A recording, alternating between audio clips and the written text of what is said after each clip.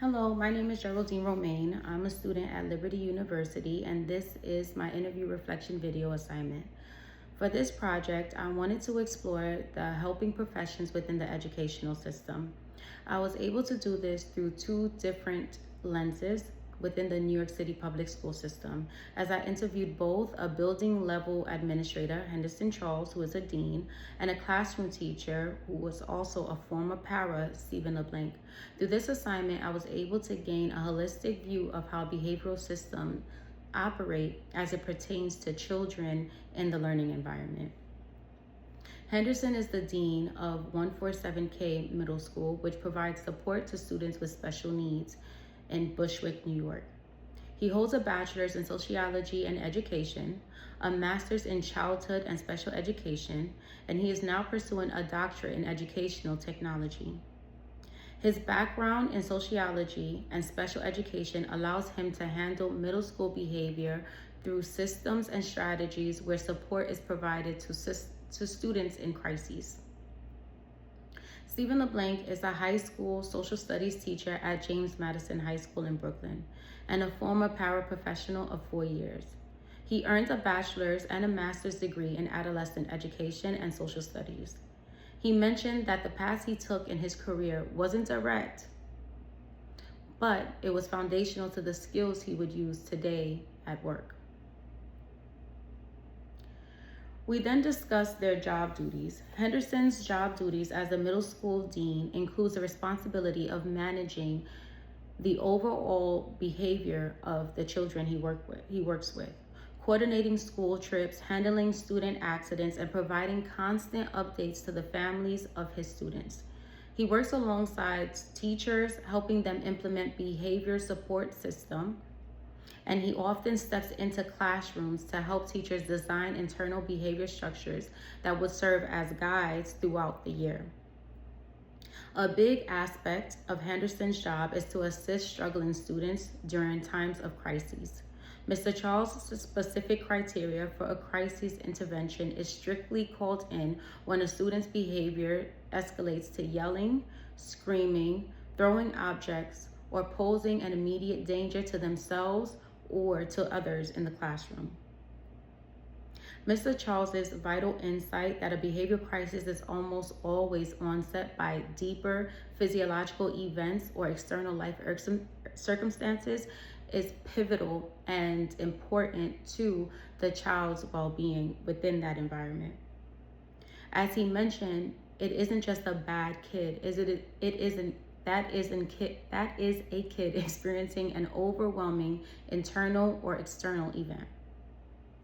During the de-escalation process, a form is generated by a teacher and a disciplinary discussion is held with Mr. Charles, who coordinates directly with parents thereafter. During this time, he talks about his use of an intentional cool-down process to give students a physical and emotional buffer zone to de-escalate these moments and bring back order into the situation. I then asked Stephen LeBlanc the same question, his daily duties as a social studies teacher, who also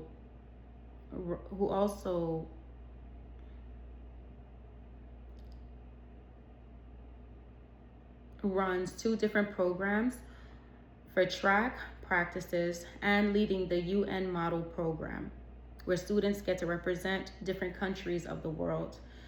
Stephen's teaching philosophy is structured around his paraprofessional days, where he worked one-on-one with high-needs students for nearly 7 hours a day, navigating special education settings.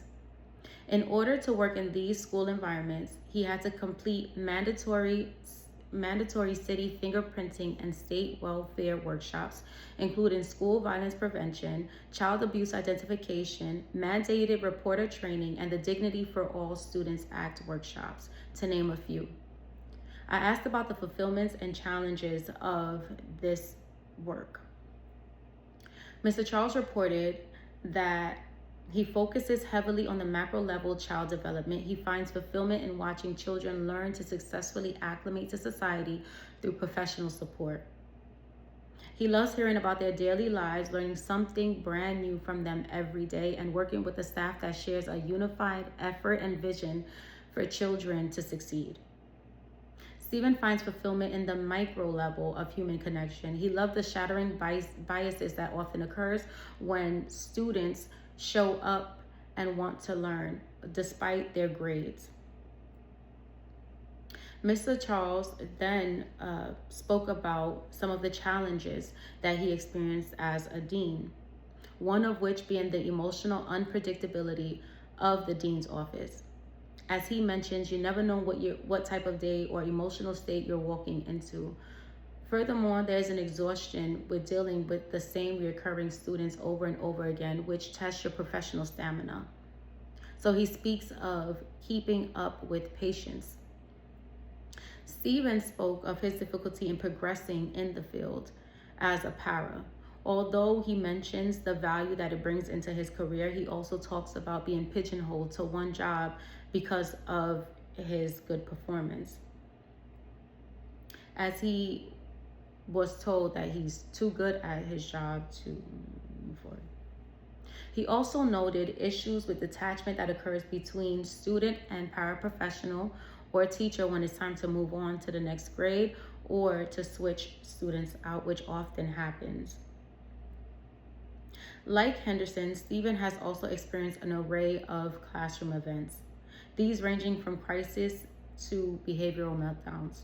Stephen also mentioned the negative stigma behind student IEPs, individual education program, that causes parents to refuse the aid the program would provide and issues that arise with such refusal. This can lead to a lack of proper attention and support to a student that may very well need it.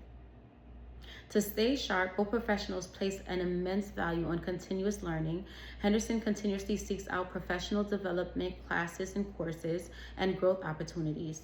Stephen emphasizes the networking relentlessly, even attending social educator events like team builders and educator-centered activities, trainings, and workshops.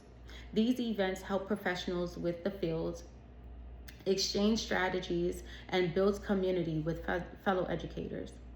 Henderson's advice is the clean slate rule. He recommends that educators and those providing support to special needs students to have tough skin and practice patience. He mentions that as a dean, he may see the same children repeatedly, so his golden rule is to never hold a grudge. Stephen's main advice is to become a paraprofessional first. He believes that paras who transition into teachers make the best educators because they understand both general and special education dynamics. He also warns that without patience, burnout is possible in as little as a month.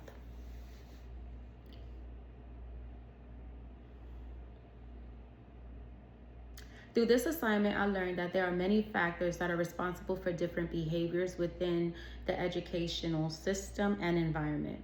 As a professional working with children, it is important to keep in mind that patience is key, and it is imperative to keep in mind that what you see isn't all that there is. As mentioned before, the more education that is gained through networking events and connecting with like professionals, the better one will become in said field. Thank you.